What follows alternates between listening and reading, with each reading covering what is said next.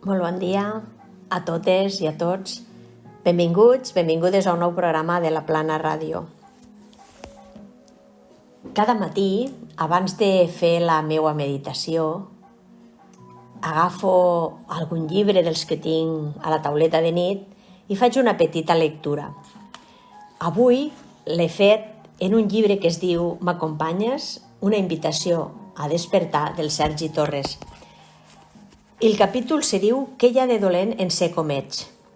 I la veritat és que ha sigut una lectura que m'ha fet pensar molt, no?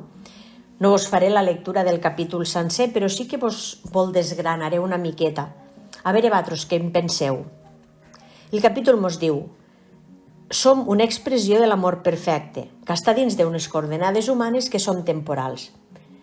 I dins d'aquestes coordenades mos encanta ser este jo que som, vale? Veure-lo evolucionar, viure els seus processos, no? I sobretot que sigui molt jo, molt autènticament jo, molt personal. Vale? I detrás, no m'ho adonem, no? És molt curiós que detrás d'este jo que tan idolatrem, no? Tenim una bellesa indescriptible, no? Però aquesta bellesa només se pot recordar quan ens permetem ser nosaltres mateixos. I clar, per a un permetre ser un mateix, primer ha d'haver passat per assumir les seues temors, les seues ombres, els seus errors, les seues soletats no acompanyades, els seus records no satisfets. Tot això forma part d'esta bellesa, no? I el Sergi ens diu: ara deixa'm preguntar-te, per què has cregut que tens que ser d'una altra manera? Les persones, no? Actualment vivim dins d'un món fabricat molt per imatges mentals, el cap ple d'històries que al final dins del nostre cap està ple de conflicte, perquè són històries que xoquen unes en les altres, no? Primer ens construïm una imatge de nosaltres mateixos basats en els nostres records, en les nostres creences, i llavors diem: és que jo sóc així. I a això li donem una realitat total, no?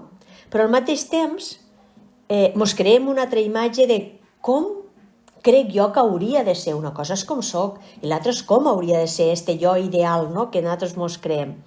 I al final aquesta segona imatge també està creada d'acord en la mateixa base, no? Les mateixes creences i els mateixos records, perquè som nosaltres mateixos, la nostra ment la que ho està creant. I diem: vale, jo voldria ser així.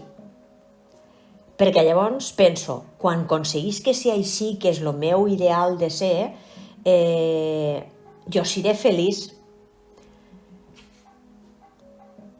I poques persones me'n donem compte, no? O són conscients de que el jo sóc així i jo voldria ser així, al final ve a ser tot el mateix, és la mateixa essència, no? Llavors, a la primera imatge nosaltres la juzguem una mica com d'insatisfactòria. Jo no vull ser així com soc, no?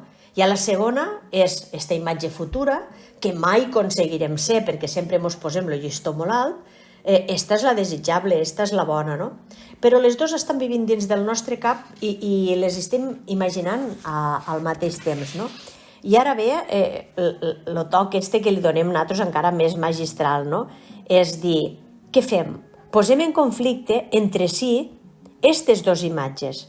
Jo no vull ser el que penso que soc i sí que vull ser allò que voldria ser que no soc. Per tant, sembla que sigui de locos, però és el que fem, no? Llavors, estos moviments mentals ens deixen atrapats a unes dinàmiques que repeteixen i repeteixen i ens quedem aquí en este patiment, no? Llavors, quan arribem a això i ens donem compte, no? Potser cal que indaguéssim en una miqueta de valentia, no? I veure que per a ser esta millor persona que jo voldria ser, el que estic fent és despreciar a la persona que soc. I el que és real en aquest moment és el que soc, no el que vull ser, sinó el que soc. O sigui que potser comença a ser el moment de no fer-ho més i d'alliberar-nos d'aquestes fantasies mentals que tenim. esta idea de voler ser millors sol vindre d'un no vull ser com soc, no? Però què amaga este no vull ser com soc? Perquè som molts, jo faig molts de tallers de creixement personal i en parlem molt d'estos temes, no? I que poqueta gent s'estima com és o s'accepta com és, no? I què vol dir jo no vull ser així, jo vull ser d'una altra manera? Doncs està dient, estic morta de temor, no? Tinc molta temor, tinc molta culpa, tinc molt de dolor, estic patint. I estem autorrechaçant-nos i autodespreciar-nos, no? Per tant, quan diem jo voldria ser d'aquella altra manera, el que fem és com voler escapar d'este lloc que pensem que som, no? Però que si de veritat el que volem és viure una transformació i no canvis a nivell mental que només ens porten confusió, hem de començar a atendre una mica a la consciència, no? A la consciència. I a partir d'aquí, de lo que jo sóc conscient, puc començar a transformar coses.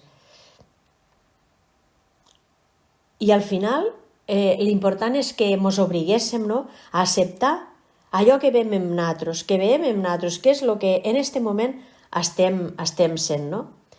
Perquè quan estem d'esta manera en aquest conflicte, el que fem és oposar-nos a la vida, no? És com estar en lluita contra l'univers o contra la vida mateixa. I me'n donem compte perquè veiem com reaccionem davant de segons quines situacions diàries, quotidianes, normals, com patim per tonteries, com ens enfadem per coses que no tenen cap importància, no? I no ho voldríem fer això, però ho fem. Inclús mos sap mal permetre-nos equivocar-nos quan estem aprenent i quan estem canviant. És que si no ens equivoquem no podem canviar. Quin mal té equivocar-nos, no? I al final acabem pensant, és que sóc una desgraciada o sóc un desgraciat perquè me passen aquestes coses. Però és perquè no ens donem permís per a fer aquesta transformació natural, no? I deixar que anéssim evolucionant des de l'amor cap a nosaltres, des de l'aquí i l'ara al ser que jo sóc, i no el que jo voldria ser. I Sergi Torres a vegades mos diu, no? Diu, imagina't un estat mental i emocional d'un ser viu que, sent conscient d'ell mateix, fa servir aquesta consciència per a rebutjar-se. Sembla que sigui que no tingui cap lògica i que sigui de locos, però realment és que és això el que fem, no?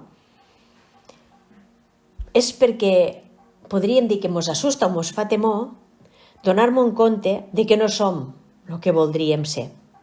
I aquí tornem a la pregunta de l'inici del capítol, no? Què hi ha de dolent en ser com ets? Si al final això que tu et creus que ets només és una imatge a la teua ment que tu has creat. I en una altra pregunta tanca el capítol i tanquem el programa. Estàs disposat a deixar de lluitar en sombres per a centrar-te en conèixer la teua verdadera essència, la teua verdadera identitat? Hasta aquí el programa d'avui. Ne parlem més la setmana que ve. Gràcies.